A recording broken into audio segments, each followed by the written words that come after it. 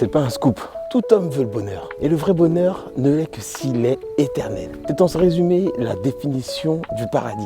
La Bible appelle cela vivre avec Dieu pour toujours. Je suis un professionnel de la finance. Dans une entreprise, l'une des choses que l'on redoute le plus, c'est la bad dette ou la créance irrecouvrable. Pour faire simple, c'est quand une personne physique ou morale doit de l'argent à l'entreprise, mais qu'il est certain qu'elle est incapable de rembourser sa dette. Eh bien, devine quoi?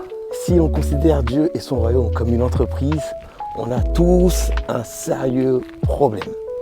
On a tous une énorme dette envers Dieu et nous sommes dans l'incapacité totale de payer cette dette. Nous sommes par nature tous des pécheurs.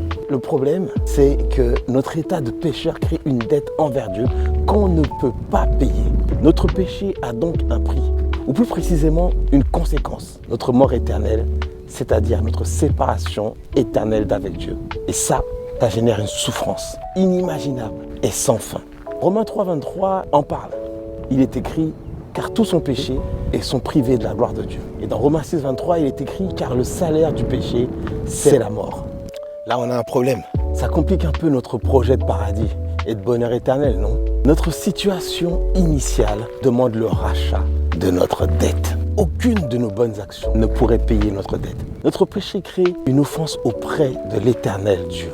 Notre dette a donc une dimension éternelle. Nous n'avons juste aucun moyen de pouvoir régler cette dette. Seul un héros capable de payer une dette éternelle, un héros qui ne chercherait pas son intérêt et qui nous aimerait d'un amour inconditionnel et infini pourrait nous aider. Nous avons tous besoin d'un sauveur. Nous devons être conscients de l'état dans lequel le péché originel nous plonge tous. Sinon, nous serons incapables d'accepter le cadeau de ce sauveur. Ce cadeau, ce don gratuit, c'est l'effacement, le paiement de notre dette et de sa conséquence. Je nous présente ce sauveur, ce héros humble, d'un amour infini pour nous. Voici ce qui en est dit dans la Bible. Tous ont péché, tous sont privés de la gloire de Dieu. Et dans sa bonté, Dieu les rend justes gratuitement par Jésus-Christ. Il les libère du péché.